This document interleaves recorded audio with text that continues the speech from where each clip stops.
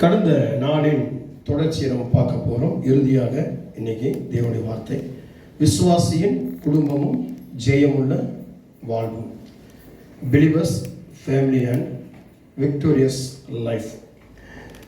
கடந்த நாளிலே தொடர்ச்சியாக தொடர் போதனைகளை பார்த்தோம். இன்றைக்கி அதை நிறைவு செய்ய போகிறோம். கடைசியாக நாம் இன்னைக்கு பார்க்க போகிறோம். இன்னைக்கு தேவ கிருபை ஜெயம் தரும் அப்படின்னு சொல்லி ஒரு தலைப்பில் நம்ம தேவனுடைய வார்த்தையை பார்க்க போகிறோம். தேவ கிருபை ஜெயம் தரும். நம்முடைய வாழ்க்கையில தேவனுடைய கிருபை என்பது ஒரு பூரண ஜெயத்தை தரும். இந்த தேவனுடைய கிருபை எப்படி விளங்குது அப்படின்னு சொல்லி பார்க்கும்போது, அக்கிரமங்களினாலும் பாவங்களினாலும் மரித்தவர்களாக இருந்த நம்மை வேதம் சொல்கிறது.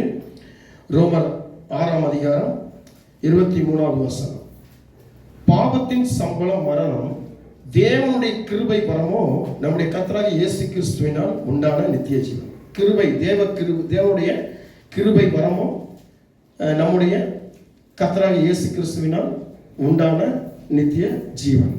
அப்போ இந்த தேவனுடைய கிருபை நமக்கு நித்திய ஜீவன் என்ற ஒரு ஜெயத்தை நமக்கு கொடுக்கக்கூடியதாக இருக்கிறது. இந்த கிருபை அக்கிரமங்களினாலும் பாவங்களினாலும் மரித்தவர்களாக நம்மை உயிர்ப்பித்து, முற்காலத்தில் நம்ம செஞ்ச இந்த உலகத்தின் வழக்கத்தின்படியாக கீழ்ப்படியாத பிள்ளைகளாக இருந்த நம்மை பலவிதமான தவறான கிரியைகள் செய்து ஆவிக்கு ஏற்றபடி நடக்காமல் மாம்சத்துக்கு ஏற்றபடி நடந்து பாவத்தின் சம்பளம் மரணம் என்று பாவம் செய்து மரணத்தின் வாசலுக்குள்ளாக போகின்றது நம்மை இந்த தேவனுடைய வரம் என்பது ஒரு வரமாக நமக்கு கிடைச்சி நமக்கு ஒரு நித்திய ஜீவனுக்குள்ள கொண்டு போகிறது தான் கிருபை. ஆமென். இந்த கிருபை குறித்து நம்ம பார்க்கும் பொழுது என்ன சொல்லப்பட்டிருக்குது அப்படின்னு சொன்னா, வாசிங்க 1 கொரிந்தியர் புஸ்தகம் 16ஆம் அதிகாரம் 23வது வசனம். 1 கொரிந்தியர் புஸ்தகம் 16ஆம் அதிகாரம் 23வது வசனம். கர்த்தராகிய இயேசு கிறிஸ்துவினுடைய கிருபை உங்களுடனே கூட இருப்பதாக. கர்த்தராகிய இயேசு கிறிஸ்துவினுடைய கிருபை நம்ம கூட இருப்பதாக என்று சொல்லப்படுகிறது. கர்த்தருடைய கிருபை. இது இன்னொரு விஷயம் என்னன்னா, இந்த கிருபை என்பது கூட இன்னைக்கு சில காரியங்கள் தவறா இருக்கும் சொல்லப்படுது இல்லையா? ஏன்னா இன்னைக்கு சில பேர் என்னன்னா, கிருபை இருக்குல்ல, ஆண்டவர்கிட்ட போய் நின்னா மன்னிச்சிருவாரு அப்படின்ட்டு கூட தவறு அதிகமாக செய்வாங்க.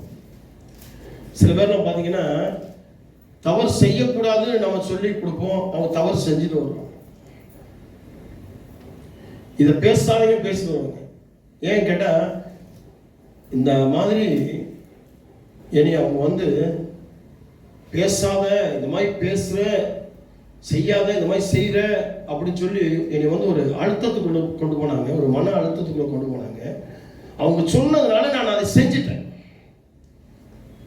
அப்படின்னு சொல்லப்படுது இல்லையா?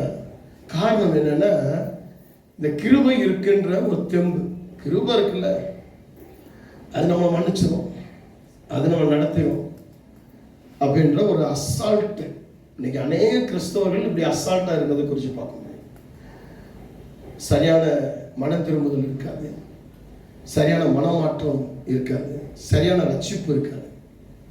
ரட்சிக்கப்பட்ட பின்பும் ஞானஸ்நானம் எடுத்த பின்பும் நல்ல தேவ சத்தியத்துக்குள் இருந்தும் இன்னும் அவங்களுடைய அந்த பாவமான வாழ்க்கைக்குள்ள, உலகப்பரமான வாழ்க்கைக்குள்ள இன்னும் சில பிடிவாதத்துக்குள்ள இந்த மாம்சத்துக்கு ஏற்றபடி நடந்து கொண்டிருப்பாங்க. இந்த கிருபை இருக்கின்ற ஒரு அசால்ட்டு. வேதம் என்ன சொல்லுது அப்படின்னா, இந்த கிருபை என்ன செய்யும் அப்படின்னு சொல்லி பார்க்க முடியும். 1 கொரிந்தியர் 15ஆம் அதிகாரம் 57ஆம் வசனம். 1 கொரிந்தியர் 15ஆம் அதிகாரம் 57ஆம் வசனம். நம்முடைய கர்த்தராகிய இயேசு கிறிஸ்துவினாலே நமக்கு ஜெயம் கொடுக்கிற தேவனுக்கு ஸ்தோத்திரம். ஆமா, நல்ல கவனமா பாருங்க. நம்முடைய கர்த்தராகிய இயேசு கிறிஸ்துவினாலே நமக்கு ஜெயம் கொடுக்கிற தேவனுக்கு ஸ்தோத்திரம். அதுக்கு அடுத்தபடியாக, எனக்கு பிரியமான சகோதரி, கர்த்தருக்குள் நீங்கள் படுகிற பிரயாசம் விருதாவாய் இராதென்று அறிந்து நீங்கள் உறுதிப்பட்டவர்களாயும் அசையாதவர்களாயும் கர்த்தருடைய கிரியையிலே இப்பொழுதும் பெருகுகிறவர்களாயும் அப்போ இந்த கர்த்தருடைய கிருபை முதல்ல பார்க்கும்போது 1 Corinthians 16:23 பார்க்கும்போது கர்த்தராகிய இயேசு கிறிஸ்துவின் கிருபை உங்களோட இருப்பதாக. இங்கே சொல்றது நம்முடைய கர்த்தராகிய இயேசு கிறிஸ்துவினாலே நமக்கு ஜெயம் கொடுக்கிற தேவனுக்கு ஸ்தோத்திரம். அதுக்கு அடுத்து என்ன சொல்லப்பட்டிருக்குது அப்படின்னா, உறுதிப்பட்டவர்கள், அசையாதவர்கள், கிரியையில் எப்பொழுதும் செயல்படுகிறவர்களாக. இதுதான் ரொம்ப முக்கியம். இந்த கிருபை என்பது நம்ம திரும்பி அசைஞ்சு போயிடக்கூடாது, உறுதியா இருக்கணும்.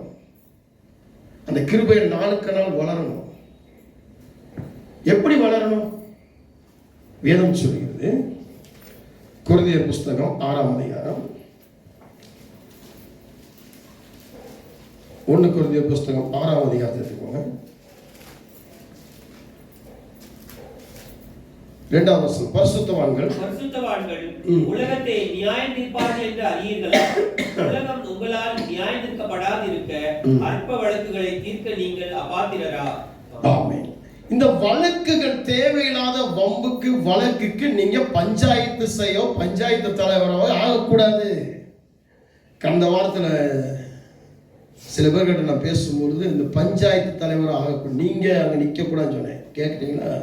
இதுதான் விஷயம். இதுதான் விஷயம். நீங்க சொல்லுவீங்க, நான் தான் வயசுக்கு வந்துட்டேன்னா, நான் தான் பெரிய மனுஷன் ஆகிட்டேன்னா, நான் தான் பெரிய மனுஷன் ஆகிட்டேன், நான் குடும்ப தலைவனாக, குடும்ப தலைவனாக நான் இவ்வளோ வேலைகள் பார்க்குறேன், எவ்வளோ பெரிய பணம் சம்பாதிக்கிறேன், எப்படி இருக்கிறேன், என்னால் முடியாது அப்படின்னு நீங்கள் நினைப்பீங்க. இல்லை, அப்படி இல்லை. வழக்குகள் தீர்க்கவும் வழக்குகள் செய்யவும் கர்த்தர் இருக்கிறார். வழக்கை நம்ம கையில் கொடுக்கல, நம்ம என்ன செய்யணும் அதை செய்யணும். அப்போ வந்து கிருபைக்கு தவறாக, கிருபைக்கு மேலாக, கிருபைக்கு உதாசீனமாக எதுவுமே நம்ம நடக்கக்கூடாது. கிருபைக்கு கீழே தான் நம்ம இருக்கணும். சொல்றது எத்தனை பேர் புரியுதுன்னு நினைக்கிறோம்? புரியுதா? கிருபைக்கு கீழே தான் இருக்கணும், கிருபைக்கு மேலே ஆகக்கூடாது. நம்ம என்ன பண்ணுறோம், ஒரு பணம் வந்தோடனே, ஒரு வேலை வந்தோடனே, ஒரு 4 ஜனம் வந்தோடனே அப்படியே மாறிடுவாங்க. அப்படியே 4 உறவினர் வந்தோடனே மாறிடும். எப்படி? சபைக்கு நீங்கள் கிளம்பிட்டு இருப்பீங்க, ஊர்லேருந்து ஒரு கால் வரும், உங்கள் உறவினர்லேருந்து கால் வரும், ரயில்வே ஸ்டேஷன் வந்துட்டேன், பஸ் ஸ்டாண்ட் வந்துட்டேன், உங்கள் வீட்டில் தான் வந்துட்டு இருக்கேன், இன்னொரு 10 நிமிஷத்தில் ஆட்டோ ஏறி வந்துடுவேன், டாக்ஸி பிடிச்சி வந்துடுவேன். ஓ, வந்துடுவீங்களா? ஓஹோ. உடனே நம்ம ட்ரெஸ் மாற்றிருப்போம், ட்ரெஸ்ஸை பூரா அவுத்து தொங்க விட்டு திருப்பி ஹேங்கரில் தொங்க விட்டு திரும்பி என்ன பண்ணிடுவோம், என்னுடைய கெஸ்ட்டு வராங்க, நான் நேசிக்கிறவங்க வராங்க, பால் வாங்கி வைக்கணும், தயிர் வாங்கி வைக்கணும், வடை வாங்கி வைக்கணும், பிஸ்கட் வாங்கி வைக்கணும், கறி வாங்கி வைக்கணும், பிரியாணி போடணும், அது போடணும், இது போடணும். இப்போ அவங்க காய்க்கு வாங்கினா சபை இருக்கு, சபைக்கு அர்த்தம் ஆகும், சபை ஓடியா போயிடும். அதே பாஸ்டர், அதே சபை எங்கே ஓட போகிறாரு இருந்தாலும் எங்கே ஓட மாட்டான், அந்த சபையை கொண்டு போய் எங்கே கொண்டு போவோம். நம்மளை விட்டு அவனுக்கு வேற கதை இல்லை. பாஸ்டருக்கு நம்ம போனால் நடத்தும், ஏன்னா கிருபை நம்ம போனால் சேர்த்துக்கிறோம். கிருபை நான் போனால் ஆண்டவர் சேர்த்துக்கிடுவாரு. நான் என்ன பண்ணினாலும் ஆண்டவர்கிட்ட போய் ஒரு சொட்டு கண்ணீர் விட்டு கொஞ்ச நேரம் அப்படி அழுதுட்டா, அப்படியே அப்படி போயிட்டா ஆண்டவர் மனை இறங்கிடுவாரு. இதுதான் நிறைய பேர் ஓடிக்கிட்டு இருக்கிற ஒரு விஷயம். கிருபையை கூட நீங்க என்ன பண்றீங்க, மிஸ்யூஸ் பண்றீங்க. கிருபையில தினமும் நமக்குள்ள இருக்கணும்னு சொல்லுது. கர்த்தராகிய இயேசு கிறிஸ்துவின் கிருபை உங்களுடைய கூட இருப்பதாக. அப்போ இந்த கிருபை இருக்கணும் அப்படின்னா நம்முடைய காரியம் எப்படி இருக்கணும்? வேதம் சொல்லுகிறது. 4ஆம் வசனம், 1 Corinthians 6ஆம் அதிகாரம். இந்த ஜீவனுக்கு வழக்குகள் உங்களுக்கு இருந்தால் தீர்ப்பு செய்கிறதற்கு சபையில் அற்பமாய் எண்ணப்பட்டவர்களை நியமித்துக் கொள்ளுங்கள். சபையில் அற்பமாய் எண்ணப்பட்டவர்களை நியமித்துக் கொள்ளுங்கள். உங்களுக்கு வெட்கமுண்டாகும்படி இதை சொல்லுகிறேன். சகோதரனுக்கும் உண்டான வழக்கை தீர்க்கத்தக்க விவேகி ஒருவனாயிலும் உங்களுக்குள் இல்லையா? சகோதரன் வழக்காடுகிறான், அவிசுவாசிகளுக்கு முன்பாகவும் அப்படி செய்கிறான். அவிசுவாசிகளுக்கு முன்பாக இந்த குடும்பத்தில் சகோதரனுக்கு சகோதரன் சண்டை நடக்கும்போது, விசுவாசிகள் சண்டை நடக்கும்போது, அங்கே அவிசுவாசியும் என்ன பண்ற, உங்களை பார்த்து எப்படி இகழ்ந்து. புரியுதா நான் சொல்றது? அப்ப இந்த கிருபை என்பது என்ன ஆகுது, உங்களுக்குள்ள சேதம் அடைகிறது, டேமேஜ் ஆகிறது. ஆண்டவர் உங்களுக்கு கொடுத்த கிருபையை நீங்கள் உதாசீனப்படுத்தி காயப்படுத்தி அது வம்புகளாலும் வழக்குகளாலும் தேவையில்லாத காரியங்களை மூக்க நுழைச்சு உங்கள் நீங்க பெரியவன் என்று எண்ணி பெரியவன் என்று எண்ணி உதாசீனமாக இருக்கிற சபைகளுக்கு முன்பதாக நீங்கள் வம்பும் வழக்குமாக போய் நிற்கிறீர்கள். புறஜாதிகள் மத்தியில் ஆவிசுவாசிகள் கிட்ட நீங்க போய் எப்படி நிற்கிறீங்க,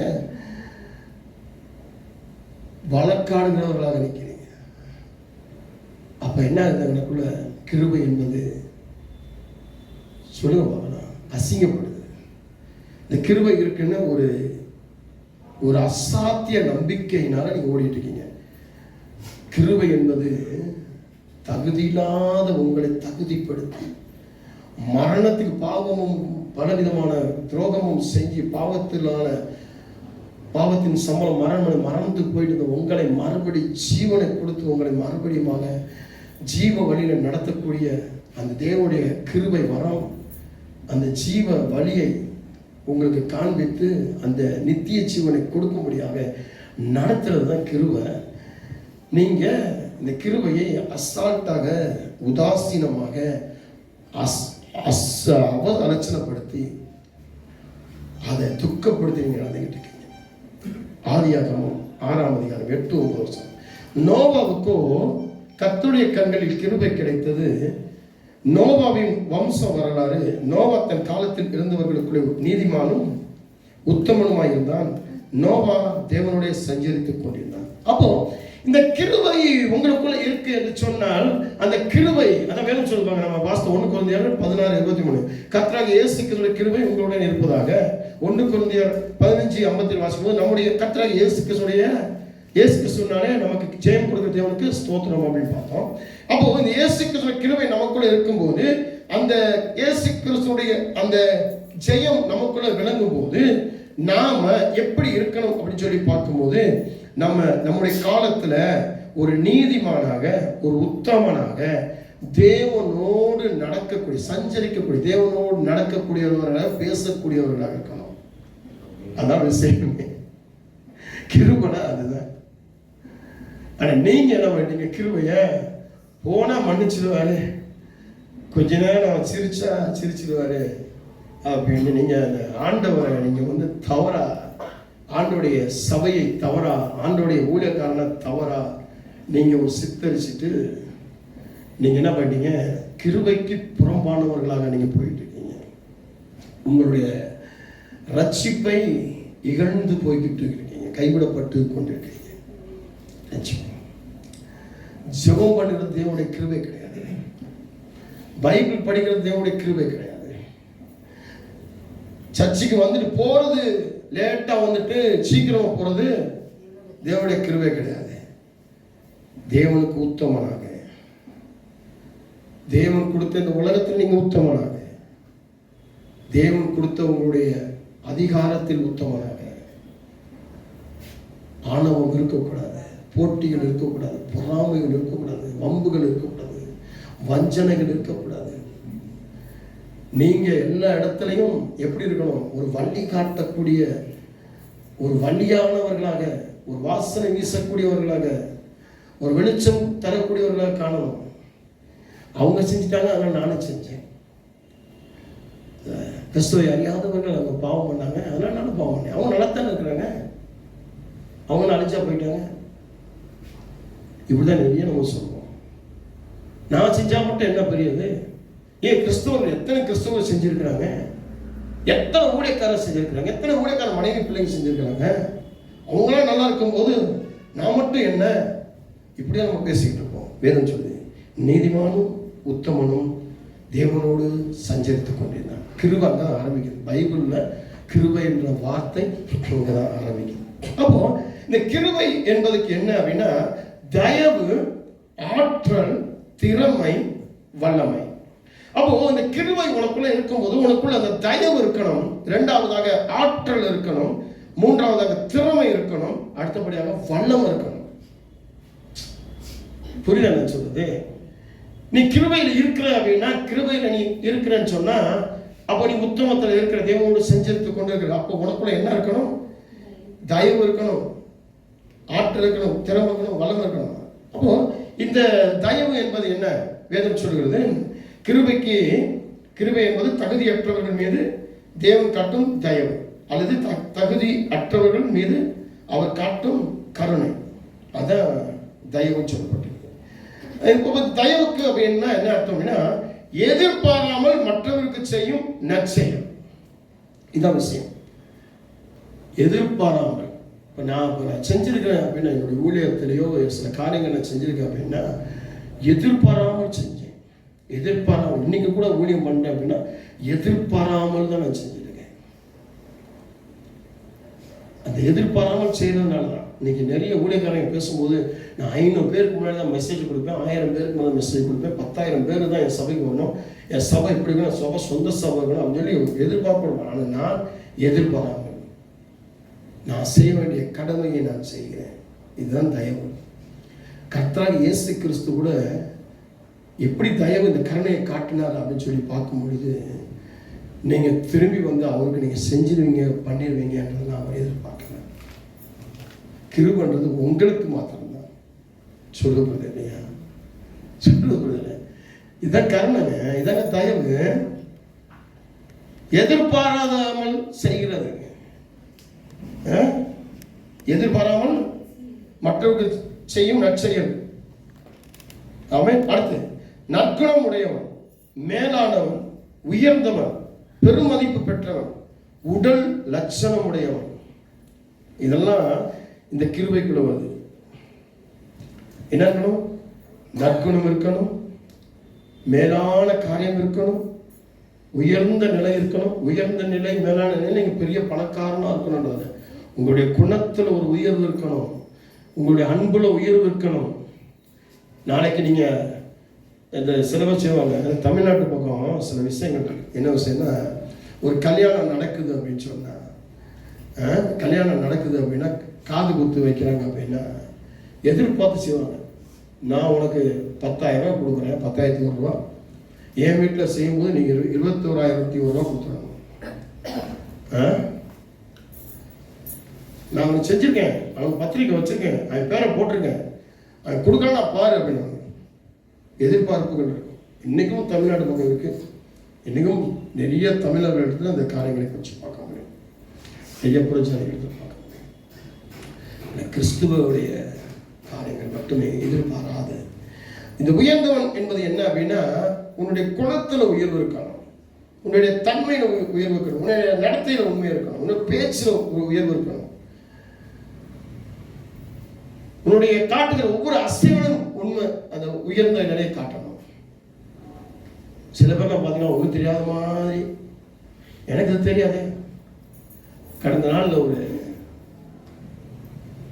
ஒரு வசனம் ஒன்று படிச்சுட்டு இருந்தேன். ஒரு வாட்ஸ்அப்பில் ஒரு வசனம் ஒன்று இருந்துச்சு. கணவன் வேலைக்கு கிளம்பிட்டு இருக்கான், மனைவியை கூப்பிட்றான். இன்னைக்கு என்ன சாப்பாடு செய்யணும் அப்படின்னு சொல்லி மனைவி கேட்குறான். அது கணவன் சொல்கிறான், நான் வேலையை விட்டு வரும்போது சப்பாத்தி செஞ்சுட்டு குருமா செஞ்சிருக்கேன், செஞ்சிடறேன் அப்படின்றான் மனைவி. ஆனால் எப்படி செய்யணும்னு தெரியாது. அடுப்பை பற்ற வச்சாச்சு, சட்டை தூக்கி போட்டுக்கோ, வச்சாச்சு. மாவை படைச்சிக்கோ, இதான் தெரியுமே கடைசியில் தெரியாது. இன்னைக்கு நிறைய பேர்கள் இதே நிலையில நம்ம காணப்படும். எல்லாம் தெரிஞ்ச மாதிரி காட்டி நம்மளை ஒரு பெரிய ஒரு அந்தஸ்து, பெரிய புலி மாதிரி காட்டுறோம். ஆனால் எலி. ஆனால் இந்த கிறிஸ்துவனுடைய தயவு என்பது எப்படிப்பட்ட உயர்ந்தது அப்படின்னா, எதற்கும் தயாராக இருக்கணும். என்ன காரியம் வந்தாலும் தயாராக இருக்கணும், எப்போ என்ன வந்தாலும் தயாராக இருக்கணும். உயர்ந்த நிலையாக அடுத்து சொல்லப்பட்டிருக்கிறது. பெரும் மதிப்பு பெற்றவனாக. பெரும் மதிப்பு பெற்றவனா நீ போட்டிருக்கிற நகை நட்டு, நீ வேலை பார்க்கறத பார்த்து, உன் சொத்து சுகத்தை பார்த்து மதிப்பு வைக்கக்கூடாது. உன் வயசை பார்த்து மதிப்பு வைக்கக்கூடாது. சிறுவனாயிரும் பெரியவனாயிரும் யாரா இருந்தாலும் சரி, இந்த மதிப்பு அப்படின்றது, பெரும் மதிப்புன்றது என்னன்னா உன்னுடைய கீழ்ப்படிதலில் இருக்கணும். உன்னுடைய கீழ்ப்படிதல்ல இருக்கணும். கீழ்ப்படிதல், அந்த கீழ்ப்படிதல் தான் உன்னை பெரும் மதிப்பானவனை காட்டும். உன்னுடைய பேச்சு திறமையில இல்லை, செயல் திறமையில இல்லை, வெட்டு ஒன்று துண்டு ரெண்டுன்னு செயல்படுற உன்னுடைய உண்மையான காரியத்தில் இருக்கணும். அடுத்தபடியா உடல் லட்சணம் உடையவன் அப்படி. உடல் லட்சணம், உடல் லட்சணம், உடல் லட்சணம். உடலை நம்ம என்ன பண்றோம்? கிரீமுக போட்டு, அது போட்டு, இது போட்டு நல்லா கொண்டு போய் மிஷினில் கொண்டு போய் பியூட்டி பார்லரில் கொண்டு போய் உள்ள வச்சு மூடி என்னென்னமோ பண்ணி அழகு. அந்த இது கிடையாது. உடல் லட்சணம் என்பது உன்னுடைய உடல் கர்த்தரை, அவருடைய பரிசுத்த ஆவியை, அவருடைய வசனத்தை ஏற்று செயல்படக்கூடிய சகலத்திலையும் உண்மையும் உத்தமமா பரிசுத்தமா உன்னுடைய சரீரத்தை காத்துக்கணும். உன்னுடைய சரீரத்தினுடைய அங்கங்களை மற்றவர்கள் காணும்படியாக இருக்கக்கூடாது. உன்னுடைய அங்கத்தை பார்த்து, உன்னுடைய சரீரத்தினுடைய ஒவ்வொரு உறுப்புகளை பார்த்து மற்றவன் இச்சை அடையக்கூடாது. சில பேர்லாம் பார்த்தீங்கன்னா, என்ன வாசனை, என்ன நல்ல க்ரீம் போட்டுக்கீங்க, என்ன க்ரீமு, என்ன செண்டு போட்டுட்டீங்க, என்ன பாடி ஸ்ப்ரே போடுங்க, என்ன கம்பெனி, அதை கண்டிப்பாக நம்ம வாங்கிடணுயா. அப்படிதான் நிறைய பேர் செய்வாங்க. என்ன சேலை கட்டிக்கிங்க, என்ன பேண்ட்டு, என்ன சட்டை, எந்த கம்பெனி, ஓ சீரோ கம்பெனியா, பீட்டர் வேண்டாமோ, இதே மாதிரி வாங்கிடணும். இதே மாதிரி இதே ஷூ, இந்த பிராண்டில் ஒரு ஷூ வாங்கிடணும். இது ஆணழகன் கிடையாது. இது உடல் லட்சணம் கிடையாது. உடல் லட்சணம் என்பது இருக்கிறது. இன்னைக்கு நிறைய பெண்கள், ஆண்கள் என்ன பண்ணாங்க? வெக்கு நடந்துக்கிட்டு என்ன பண்ணிட்டு இருக்காங்க? நிறைய பேர் சுகருக்கு நடக்கிறவங்க, பிபிக்கு நடக்கிறவங்களாம் இருக்கிறாங்க, ஹார்ட் ப்ராப்ளத்துக்கு நடக்கிறவங்களாம் இருக்காங்க. ஆனால் இன்னைக்கு சில வாலிப பிள்ளை நடக்கிறது, ஓடுறதுலாம் பார்த்தீங்கன்னா உடல் ஸ்லிம்மாக இருக்கு. காலையிலையும் நைட்டு உடல் ஸ்லிம்மாக இருக்கு. நிறைய பேர், நிறைய வாலிப பிள்ளைய பார்த்தீங்கன்னா நிறைய சாப்பிட மாட்டேங்கிறாங்க. கேட்ட டயட் அப்படின்றாங்க. டயட்னா சரீரத்துக்கு இந்த வியாதி வந்துடும். என்னோட தகப்பனுக்கு பிபி எனக்கு வந்துடும், என்னுடைய தாயாருக்கு சுகர் எனக்கு வந்துடும், என்னுடைய தாத்தா ஹார்ட் ப்ராப்ளம் எனக்கு வந்துடும். அப்படி இல்லை. என்னை அழகாக காட்டணும், ஸ்லிம்மாக காட்டணும். பாடிய எப்படி காட்டணும்? கட்டுக்கோப்பம் வச்சுக்கணும். இதுக்கு தான் இன்னைக்கு ஓடிக்கிட்டு நடந்துகிட்டு இருக்கு. பிபிக்கு என்னைய மாதிரி நடக்கிறவங்க இருக்காங்க, சுகருக்கு நடக்கிறவங்க இருக்காங்க, ஹார்ட் ப்ராப்ளம் நடக்கிறவங்க. இதுக்கு முன்னாடி இதுக்கே இந்த பக்கம்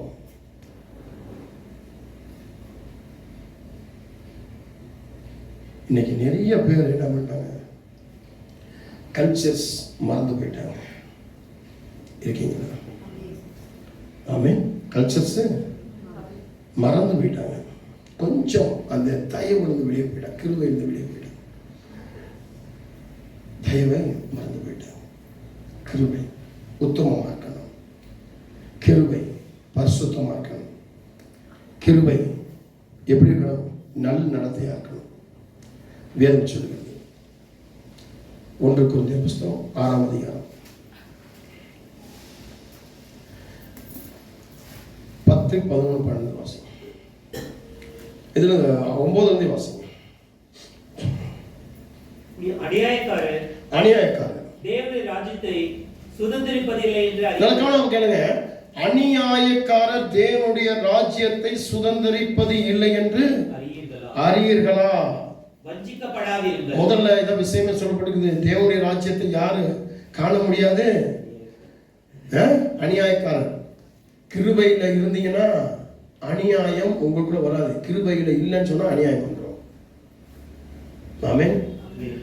கிருபையில இருக்கணும். கிருபையில உங்களுக்கு அந்த பரிசுத்தம் நடத்தும், அந்த உத்தமம் நடத்தும். தேவனோடு இருக்கிற காரியம், கர்த்தர் உங்களோடு இருக்கிற காரியம். இப்போ உங்களுக்குள்ள அந்த பாவம் வராது. உங்க பிள்ளைகளுக்குள்ள காதல் வராது, வம்பு வராது, வழக்கு வராது. இவன் கூட வாழ்றதுக்கு, இவன் கூட இத்தனை வருஷமா கல்யாணம் முடிச்சு வாழ்றதுக்கு வேற ஒருத்தனை கல்யாணம் முடிஞ்சா நல்லா இருக்கும், இவன் டைவர்ஸ் பண்ணி இன்னும் கல்யாணம் பண்ணலாம் அப்படின்னு நினைப்பாங்க. அப்ப நீ கிருபை இல்லை, பரிசுத்தம் உத்தமம் இல்ல. வேதம் சொல்ல அடுத்து வஞ்சிக்கப்படாதீர்கள். ஆமா, வஞ்சிக்கப்படக்கூடாது. வஞ்சிக்கப்படாமல் கரெக்டா நம்மளை நடத்தணும். அதனாலதான் நான் சொல்லும்போது சொன்னேன், தயவு என்பது எதிர்பாராத செய்கிற ஒரு செயல். எப்படின்னா நற்குணம், மேலானவன், உயர்ந்தவன், பெருமதிப்பு, உடல் லட்சணம் அப்படின்னு சொல்லி பார்த்தேன். இதெல்லாம் நமக்குள்ள இருக்கணும். இது கிருபைன்றது நம்மளை கண்ட்ரோல் பண்றது, நம்மளை வழி நடத்துறது. பகலில மேகஸ்தம்பம், இரவில அக்கை ஸ்தம்பம், தேவனுடைய பிரசன்னம், முன்னாடி அவருடைய சமூகம், பின்னாடி அவருடைய கிருபை. அனுதினமும் நம்மளை தாங்கி நடத்துறது, பாதம் கல்லில் இல்லாதபடிக்கு நம்மளை நடத்துறது. அடுத்து வஞ்சிக்கப்படக்கூடாது. வஞ்சிக்கப்படும்படியாக சில காரியங்கள் நமக்கு நடக்கக்கூடாது. வேசி மார்க்கத்தாரும், வேசி மார்க்கம் இருக்கக்கூடாது. விக்கிரக ஆராதனை இருக்கக்கூடாது. விபச்சாரம் இருக்கக்கூடாது. சுய புணர்ச்சி இருக்கக்கூடாது. ஆண் புணர்ச்சி இருக்கக்கூடாது. திருடர் இருக்கக்கூடாது. பொருளாசை இருக்கக்கூடாது. வெறியம் தனம் இருக்கக்கூடாது. உதாசீனம், பெரியவங்க சிறியவங்களை உதாசனப்படுது. இப்போ கூட திருச்சபையை நீங்க உதாசனப்படுறீங்க, ஊழியக்காரர்கள் உதாசனப்படுறீங்க, விசுவாசி உதாசனப்படுறீங்க, உறவினர்கள் உதாசனப்படுறீங்க, உங்களுக்கு போதிக்கிறவர்களை, உங்களுக்கு ஆலோசனை சொல்லுகிறவர்களை தேடி வந்து உங்களுக்காக வழக்காடி உங்களுக்கு உபதேசம் பண்ணுகிறவர்களை உதாசனப்படுத்துறீங்க. உதாசனம் இருக்கக்கூடாது. அப்படின்னா இந்த தேவனுடைய கிருபை உங்களுக்கு ஜெயத்தை தரும். இல்லைன்னா தேவனுடைய கிருபை ஜெயம் தராது. கிருபை பொதுவாழ்வு ஊழியம் அப்போஸ்தல ஜெப ஐக்கிய சபைக்கு நான் போறேன் அப்படின்னு சொன்னா அதில் இருக்கக்கூடிய என்னென்ன இருக்கணும்? கிருபை இருக்கணும், புது வாழ்வு இருக்கணும், அப்போஸ்தலருடைய தன்மை இருக்கணும், ஜெபம் இருக்கணும், ஐக்கியம் இருக்கணும். 12 மாசம் இந்த 2024 22ஆம் தேதி வந்து நிற்கிறோம். இன்னொரு 9 நாள் முடிவுக்குள்ள புதிய வருஷத்துக்குள்ள போகிறோம். கிருபைக்குள்ள இவ்வளவு நடந்துடும். கிருபை நம்ம அசால்ட்டா வேண்டி இருக்கிறோம். என்ன பிரதர் எப்படி இருக்கீங்க? கிருபை நல்லா இருக்கேன், தேவனுடைய கிருபை நல்லா இருக்கேன் அப்படின்னு சொல்லியிருப்போம். என்ன சிஸ்டர் எப்படி இருக்கீங்க? தேவனுடைய கிருபை நல்லா இருக்கேன் அப்படின்னு சொல்லிப்பீங்க. கிருபை நிறைய இடத்துல சொல்லிப்பீங்க. கிருபையை வச்சு பாட்டுலாம் பாடிப்பீங்க. கிருபையில நிறைய பாட்டு பாடிப்பீங்க. ஆனா கிருபைக்குள்ள அந்த ஜெயத்தை நீ முற்றிலும் பெற்றுக்கொண்டு அந்த பெற்றவனா நீ வந்து நிற்கிறியா? அதான் விஷயம். அடுத்து கொள்ளைக்காரர் தேவனுடைய ராஜ்யத்தை சுதந்தரிப்பதில்லை. ஆமா, பாத்தீங்கன்னா அந்த கிருபையில கிடைக்கக்கூடிய ஜெயம் இது எல்லாத்துலயும் ஏதாவது ஒண்ணு இருந்தாலும் அல்லது எல்லாமே இருந்தாலும் இதுல 1-2 இருந்தாலும் அந்த கிருபை உனக்கு கிடைக்காது. சொல்லுவீங்க, நான் எந்த வருஷத்தை முடிக்க போறேன், எதுவுமே ஒரு நிறைவா இல்லை, இன்னும் அப்படியே இருக்கு இப்படியே தான் இருக்கு. அதை நான் சொல்லும்போது சொன்னேன், கேலண்டர் தான் மாறும். புது வருஷத்துல கேலண்டர் மாறும். நம்ம மாற போறோமா? நம்ம மாறுறது தான் வச்சு. அடுத்து உங்களில் சிலர் இப்படிப்பட்டவர்களா இருந்தீர்கள். ஆயினும் கர்த்தராகிய இயேசுவின் நாமத்தினாலும் நமது தேவனுடைய ஆவினாலும் கழுவப்பட்டீர்கள், பரிசுத்தமாக்கப்பட்டீர்கள், நீதிமான்களாக்கப்பட்டீர்கள். இது எல்லாமே கிருபை, தேவனுடைய கிருபை. பாவம் செய்து பாவத்தின் தன்மையினால பாவத்தின் சம்பளம் மரணம் என்ற கோட்பாடு கொடுத்த நம்மை அந்த தேவனுடைய கிருபையினுடைய வரம் நமக்கு நித்திய ஜீவனை கொடுக்கும்படியாக நம்மளை பரிசுத்தப்படுத்தி நம்மளை கழுவி நம்ம சுத்திகரிச்சு கொண்டு வந்து நிக்க வச்சிருக்கு. இப்ப நாம இதுக்கு முன்னாடி இருக்கிற காரியத்துல எதுல எல்லாம் இருக்கிறோம்? கிருபை ஜெயம் தரும். கிருபை சரியா இருந்ததா ஜெயம் நிச்சயம் உங்களுக்கு கிடைச்சிருக்கும். அந்த ஜெயம் உங்களை உத்தமமாக பரிசுத்தமாக தேவனோடு இருந்தாலும் இல்லாட்டாலும் கொடுத்தாலும் கொடுக்காட்டாலும் ஆண்டவரோடு இருக்கக்கூடிய ஒரு சாக்கியம் கண்டிப்பா உங்களுக்கு கிடைச்சிருக்கும். அடுத்து சொல்லப்பட்டிருக்கு, எல்லாவற்றையும் அனுபவிக்க எனக்கு அதிகாரம் உண்டு, ஆகிலும் எல்லாம் தகுதி. நல்லா கவனம் பாருங்க, எல்லாவற்றையும் அனுபவிக்க உங்களுக்கு அதிகாரம் உண்டு. உலகத்தில் இருக்கக்கூடிய எல்லாத்தையும் அனுபவிக்க உங்களுக்கு அதிகாரம் உண்டுங்க. ஆண்டவர் வானத்திலிருந்து பூமியிலிருந்து எல்லாம் சகலையும் படைக்கும் போது இது எல்லாத்தையும் ஆண்டு கொள்ளுங்கள் அப்படின்னு சொன்னாரு. எல்லாத்தையும் ஆண்டுல, ஆனால் தகுதிக்கு ஏற்ற அப்ப தகுதி இல்லாத பாவம் நீ செய்யக்கூடாது. காதல், விபச்சாரம், வேசித்தனம், கால் புணர்ச்சி, ஆண் புணர்ச்சி, போட்டி, பொறாமை, பொருளாசை, கொள்ளத்தனம், குடி, குடுத்தனம், வம்பு, வழக்கு, சண்டை, பிடிவாதம், கீழ்ப்படியாம, இதெல்லாம் உங்ககிட்ட இருக்கக்கூடாது. இதெல்லாம் அதை வேணும் சொல்லுது. உன்னுடைய தகுதி என்ன? எல்லாத்தையும் ஆண்டு கொள்ளலாம், எல்லாத்தையும் அனுபவிக்கலாம், ஆனா தகுதி இருக்காது. கிறிஸ்தவன் என்ற ஒரு தகுதி இருக்காது, பரிசுத்தவான் என்ற ஒரு தகுதி இருக்காது, விசுவாசி என்ற ஒரு தகுதி இருக்காது, இந்த திருச்சபையினுடைய விசுவாசம் மார்க்கத்தான் என்ற தகுதி இருக்காது, பரலோகத்தான் என்ற தகுதி இருக்காது, தேவனுடைய பிள்ளை என்ற தகுதி இருக்காது. அதான் முக்கியம். நீங்க நடக்கும்போது, கிருபையில நடக்கும்போது, கிருபை ஜெயம் தரும்போது கேட்பாங்க, எந்த சர்ச்சுக்கு போறீங்க, எந்த பாஸ்டர் அழகா நடத்தி இருக்கிறாங்க, உன் தகப்பன் யார், உன் தாய் யார், அருமையா நடத்திருக்காங்க, நீங்க உத்தமமா இருக்கீங்க, உயர்ந்தவன மேலானவங்களா இருக்கீங்க, நல்ல நடத்த இருக்கீங்க, நட்புறத்தில் இருக்கீங்க, கீழ்ப்பதில் ஒழுக்கம், தாழ்மை, எல்லாவற்றையும் நீங்க இருக்கீங்க. ஓ, நல்ல பேர் உன் தாய்க்கு கிடைக்கும், உன் தகப்பனுக்கு கிடைக்கும், உன் ஆண்டவருக்கு கிடைக்கும், உன் ஆண்டவருடைய சபைக்கு கிடைக்கும், உன் ஆண்டவருடைய போதகனுக்கு கிடைக்கும். இதுதான் ஜெயம். ஹலோ, இதுதான் ஜெயம். இதான் ஜெயம் வாழ்க்கை. ஆனா நீங்க என்ன பண்ணீங்க? வீடு வாங்கணும், வாசம் வாங்கணும், இது எல்லாம் பாவத்துல சம்பாதிக்கணும், பாவத்தினாலே வரணும்.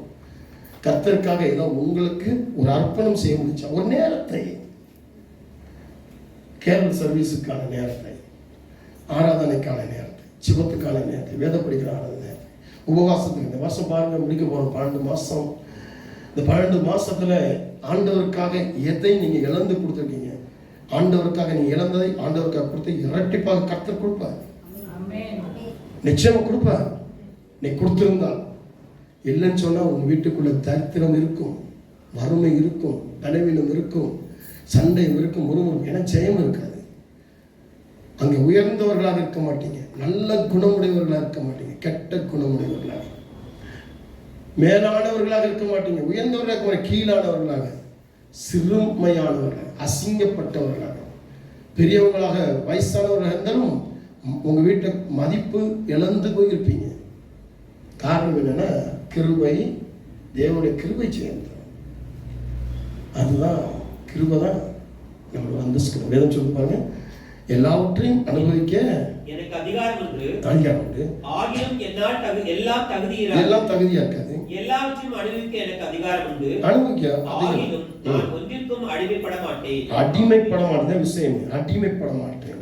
உலகத்துல பாவத்துக்கு, வம்புக்கு, வழக்குக்கு அடிமைப்படி. இப்ப நீங்க என்ன அடிமை ஆயிட்டீங்க, வேலைக்கு லீவ் போட முடியாது, அடிமை ஆயிட்டீங்க. என்னால் வர முடியாது, அடிமை ஆயிட்டீங்க. என்னால் இதை விட முடியாது, அடிமை ஆயிட்டீங்க. அப்பாட்ட கிடைக்காத அன்பு, அம்மாட்ட கிடைக்காத அன்பு, அந்த சமாதானம் உலகத்தான்ட்ட கிடைக்குது, புறஞ்சாதிட்ட கிடைக்குது. அது காதலா, கள்ளக்காதலா, ஆண்டவருக்கு பிரியமில்லாத, தேவன் சித்தம் இல்லாம உன் வாழ்க்கைக்கு அலங்கோலமாக, திருட்டுத்தனமாக, கொள்ளைத்தனமாக, பொறாமைத்தனமாக, போட்டித்தனமாக, கோபமாக, எரிச்சலாக, கீழ்ப்படியாமையாக இப்படி உன்னை மாற்றி கொண்டு போகுது. காரணம் தேவனுடைய கிருபையை நீ பெற்று அதனுடைய ஜெயத்தை பெறாமல். அப்போ இந்த நோவாவை குறித்து பார்க்கிறோம். நோவாவுக்கும் கர்த்தருடைய கண்களில் கிருபை கிடைத்தது. அதான் கிருபை ஸ்டார்ட் ஆகுது. கிருபை கிடைத்தது. அவனுடைய வம்ச வரலாறு எப்படி, அவன் எப்படி இந்த உத்தமனா இருந்தான், நீதிமானா இருந்தான், தேவனோட சஞ்சரித்து இருந்தான். எப்படி இருந்தான்? அவனுடைய குடும்பம் அந்த அழிவுக்கு பாதுகாக்கப்பட்டது. அவனுடைய குடும்பம் பழுகி பெருகி பூமியை நிரப்பும்படியாக கர்த்தருடைய வாக்கு தத்துவம் நிறைவேறியது. இதுதான் கிருபையினுடைய, தேவனுடைய கிருபையுடைய ஜெயம். ஆண்டவர் சொல்றாரு, நீ என் சொல்லுக்கு கீழ்ப்படிந்தபடினாலே, நான் செய்வது அப்படியே செய்து முடித்தபடினாலே, நீ என்னோடு உத்தமனாக இருந்தபடினாலே. உலகத்துல எத்தனையோ தகுதி இல்லாத காரியங்கள் இருந்தும், பாவமான காரியங்கள் இருந்தும், அவன் கடந்த நாள் சொன்னேன், அவன் போட்டு பண்ணிட்டு இருக்கான், கப்பல் செஞ்சுக்கிட்டு இருக்கிறான். அந்த வழியா அந்த பெண்கள் என்ன பண்றாங்க, நீல முடியை வச்சுட்டு, அந்த முடியினுடைய அழகு தாங்க பெண்களுக்கு, முடிதான் அழகு. அந்த முடியை வச்சு தான் ஜனங்களை மயக்கிறது. அந்த காலத்தில் இந்த வேசி மார்க்கத்தார்கள் இந்த முடியினால தான் அந்த ராட்சதர்களுடைய பெண்கள் அப்படிதான் இருந்தாங்க.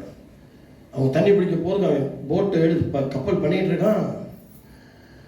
அந்த வழியாக போகிறாங்க. போகும்போதெல்லாம் என்ன பண்ணுறாங்க, முடியை காட்டிக்கிட்டு இது பண்ணி போகிறாங்க. அது மயங்கலை, அவன் மயங்கலை. இன்னைக்கு நாம் சில பேச்சுகளுக்கு மயங்கணும். ஏலியாவுக்கும் எசபேலுக்கும் ஒரு போட்டி நடக்குது. எசபேல் சொல்றா, இவன் பெரிய தீர்க்கதரிசி, கர்த்தர்களுக்கு நல்ல வாக்குத்தத்தம் கொடுத்துருக்காரு, செயல்படுகிறாரு. ஆனால் இவன் ஒரே ஒரு காரியத்தை சொன்னான். ஒரே ஒரு வார்த்தை அவனுடைய மைண்ட்ல. இவனுக்கு பயம் வந்துருச்சு. என் பக்கத்தில் நிறைய பேர் இருக்கிறாங்க அப்படின்னு சொல்லி ஒரே ஒரு வார்த்தை சொன்னா எனக்கு பயம் வந்துருச்சு. இவன் தீர்க்கதரிசின்றதை மறந்துட்டான். தேவனோடு சஞ்சரிக்கணுன்ற தேவனுடைய மனசு என்பதை மறந்துட்டான். இவனுக்குள்ள ஒரு பயம் வந்துச்சு. ஒரே ஒரு பயம் வந்துச்சு. ஐயோ இவ்வளவு பேர் இருக்காங்களே, என்ன பண்ண முடியும்? அதே போல இன்னைக்கு நிறைய பேர் சாத்தான் உங்க மைண்ட்ல பேசுறதை நீங்க பெருசுபடுத்திக்கிட்டு, அந்த மைண்ட்ல பேசுறதை உங்களுக்குள்ள இச்சைகளை கொண்டு வந்து கொடுக்கறதை என்ன பண்றீங்க? தகுதி இல்லாத, அதிகாரம் இல்லாத, என்ன அனுபவிக்க உண்டு, ஆனாலும் உங்களுக்கு அந்த தகுதி இல்லை என்பதை மறந்து நீங்க என்ன பண்ணி விலகுறீங்க. அந்த தேவனுடைய ஜெயத்தை, தேவ கிருபையினால் கிடைக்கக்கூடிய ஜெயத்தை நீங்க இழந்து போகிறீங்க. அப்போ மறுபடியும் இங்கே தள்ளப்பட்டுறீங்க. நீங்க உங்க வீட்டுடைய வறுமை போக மாட்டேங்குது, கடன் போக மாட்டேங்குது, பிரச்சனை போக மாட்டேங்குது, சாபம் போக மாட்டேங்குது, பாவம் போக மாட்டேங்குது, குடி, களி, வெறி, ஆட்டம், விபச்ச, வேசம், விக்கிரகம் எதுவுமே போக மாட்டேங்குது. திரும்ப பழைய கொடி கதவுகளை எல்லாமே இரட்டிப்பாயிருது. தேவனுடைய கிருபை ஜெயம் தான்.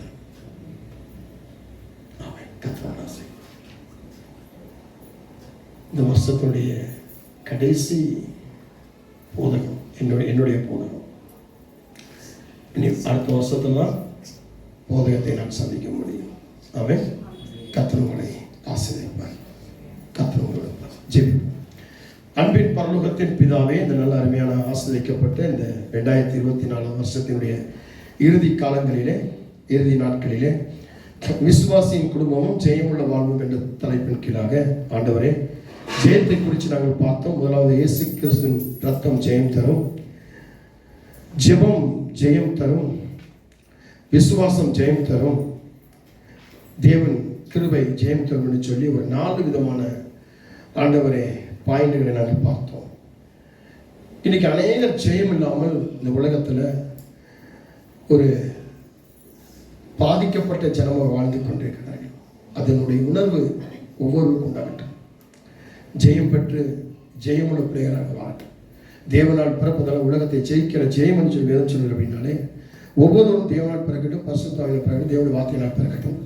சபையை கட்டுகிறவர்களாக, ஊழியம் செய்கிறவர்களாக, குடும்பத்தை கட்டுகிறவர்களாக, பிள்ளைகளை கட்டுகிறவர்களாக, பிள்ளைகளை சரியான முறையில் வளர்க்கிறவர்களாக, குடும்பத்தை நல்வழியில் நடத்தக்கூடியவர், தன் ஆவி ஆத்ம சரீரத்தை தேவ கிருபை தேவ தயவுக்கு நடத்துகிறவர்களாக காணப்பட்டோம்.